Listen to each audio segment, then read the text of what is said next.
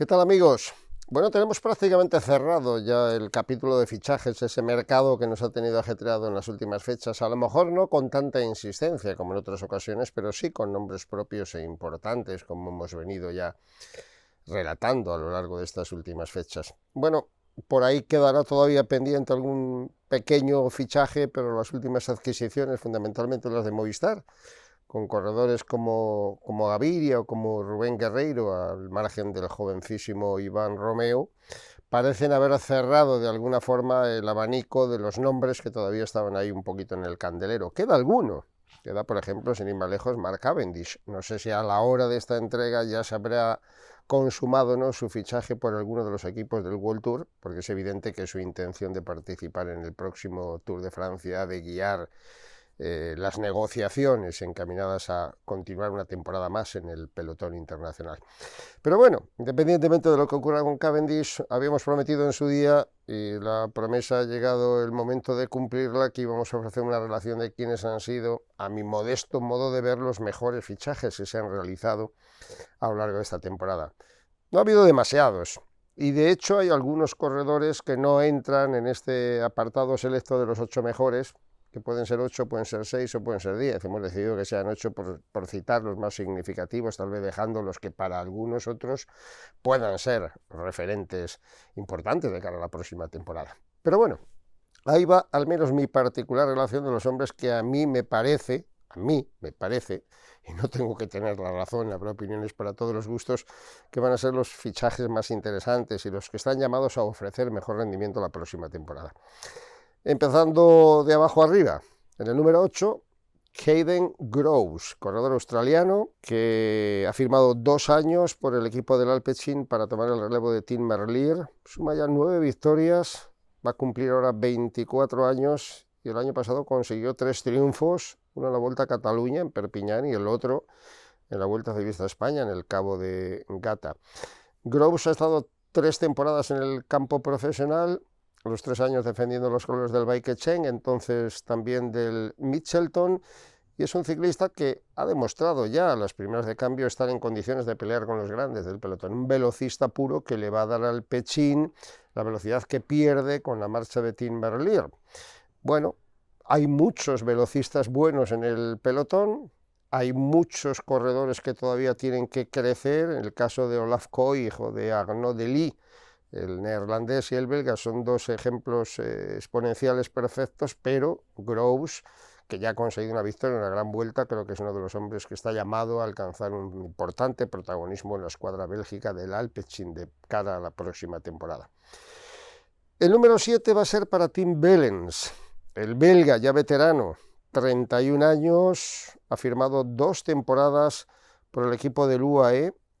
y acumula en su trayectoria 34 victorias con triunfos parciales importantes, 2 en el Giro de Italia y otros 2 en la Vuelta Ciclista a España, aunque donde él le tiene tomada la medida de verdad es en la Challenge de Mallorca a la Tramuntana, al Trofeo Tramuntana, donde ha conseguido imponerse nada menos que en 3 ocasiones. Bueno, a Tim Wellens no hay que descubrirle, tiene un largo periplo profesional, 11 temporadas ha militado en la primera categoría del ciclismo internacional. Es un corredor que es verdad que en los 2 últimos años ha bajado un poquito el nivel,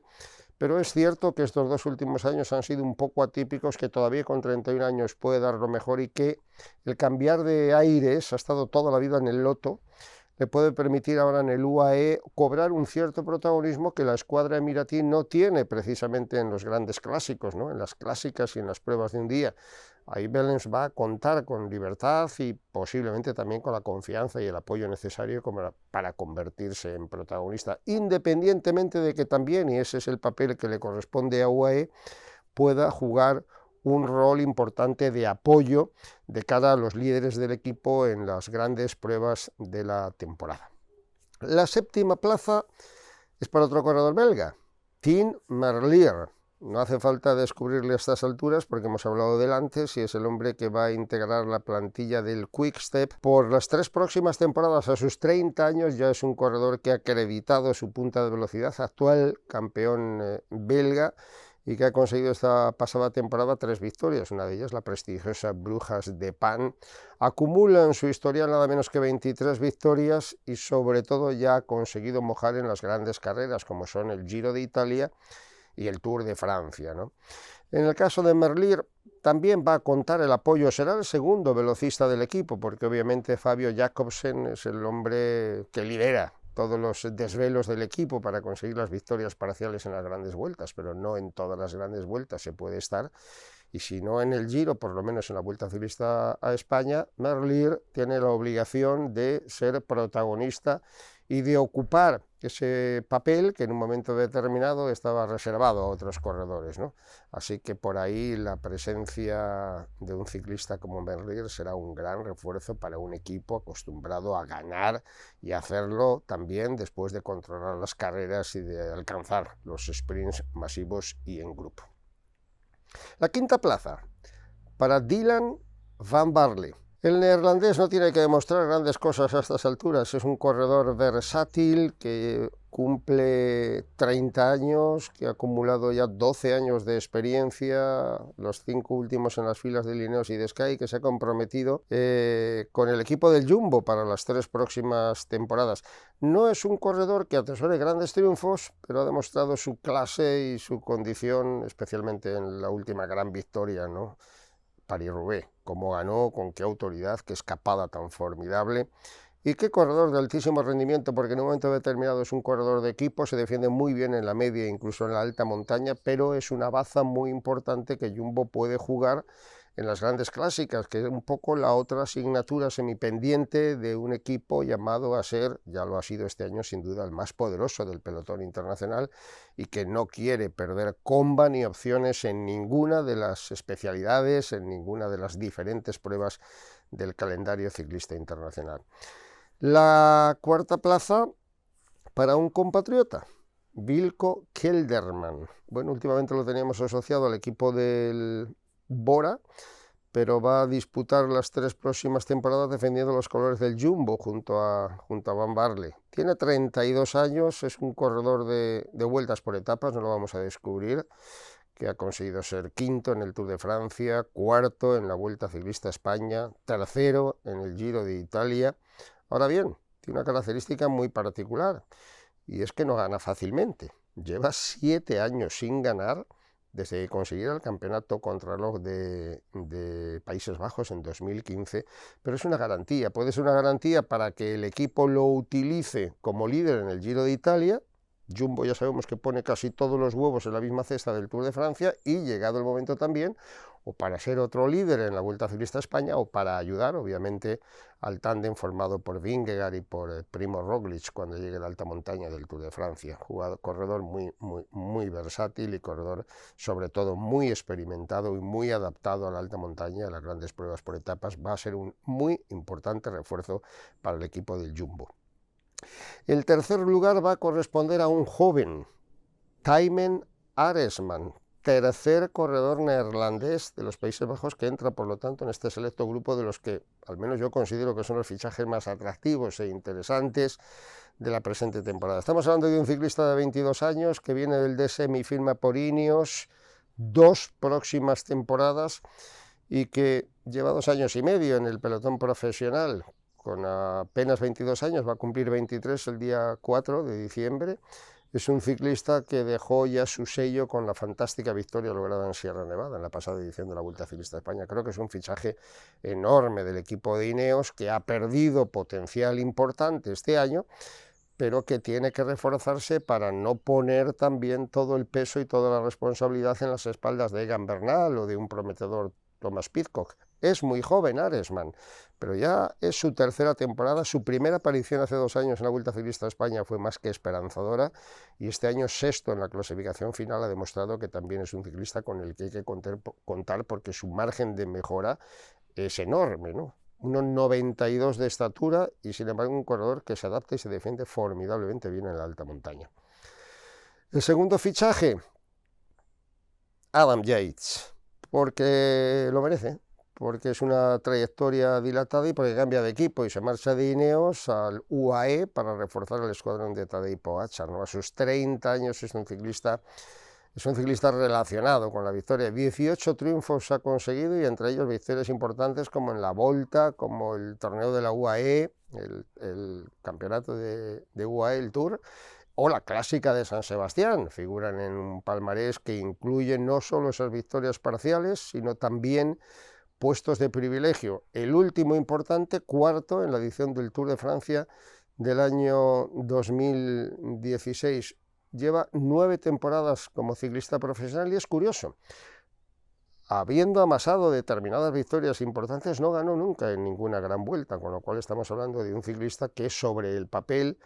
pudiera ser referencia también dentro del UAE para una carrera como el Giro, como el Tour, pero se me antoja indiscutible que va a ser un refuerzo el que necesitaba, muy importante el UAE en la alta montaña para Pogačar en el Tour de Francia. Obviamente hay un cierto desequilibrio entre ese jumbo que puede presentar a corredores como Vingegaard y Roglič con relación al UAE, que de momento al menos,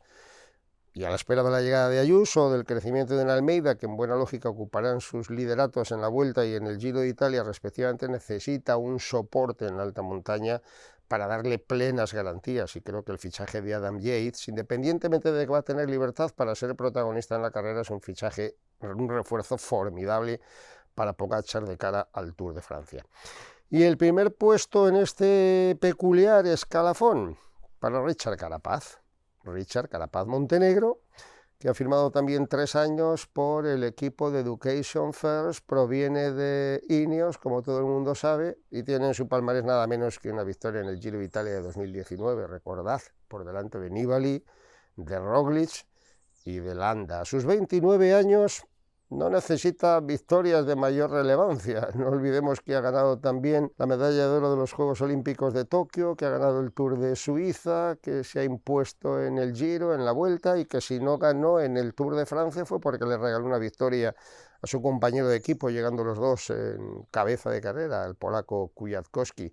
Lleva 7 años de profesional, tuvo 4 años en Movistar, 3 en Ineos, donde no ha acabado de alcanzar ese liderazgo que necesitaba, ¿no? Y yo creo que la llegada de Education First, el equipo que después de la marcha de Higuita y de Dani Martínez estaba necesitado de un referente, de un líder lo suficientemente sólido para poder apostar firmemente por él, pues va a significar algo muy importante, y es que Richard Carapaz intente el asalto al Tour de Francia. Ha sido podium ya en el Tour. Llegado ese periodo de madurez extraordinario, a mí me da la sensación de que Richard es un ciclista que tiene que probar a focalizar el objetivo de la próxima temporada. Ha fichado 3 años por Education First en el Tour de Francia porque hay una afrenta que es verdad, es complicada y difícil, pero mientras hay muchos ciclistas o algunos ciclistas que ya han renunciado a pelear con el nivel que ofrecen Pogačar y Vingegaard, a mí me da la sensación de que Carapaz no, y Carapaz tiene que hacer esa prueba para despejar esa duda y ese inconveniente, también con un Bernal, que en su momento es de presumir que sea el líder del equipo de Ineos en la próxima edición del Tour de Francia, si todo va bien. Bueno, pues como digo, son 8 hombres elegidos de aquella manera. Podíamos haber apostado por corredores como Fernando Gaviria, pero por la expectación que pueda despertar, por ese pase de Kristoff, por ejemplo, a las filas del 1X, el noruego que vuelve a casa. Y sobre todo y especialmente yo hubiera apostado por 2 o 3 corredores muy jóvenes que me parece que pueden ser grandes protagonistas, aunque no tengan, digamos, plaza en las grandes vueltas, en los grandes eventos dentro de sus equipos, pero como ocurrió el año pasado con Juan Ayuso, van a ser ciclistas que estén ahí, ¿no?, esta temporada y que se van a dejar ver. Pero creo que ese va a ser argumento para una próxima entrega. Los corredores que están ahí por llegar y a los que les prestaremos mucha atención a lo largo de la próxima temporada, con el único objetivo de recordar un poco a la que se cierra este periodo de fichajes y, como decía al principio, pendientes un poco de lo que ocurra con Mark Cavendish. Ahí está la relación. Es una relación más, son los corredores al menos en los que yo voy a poner especialmente el foco y la atención, pensando que pueden tener un gran protagonismo la próxima temporada.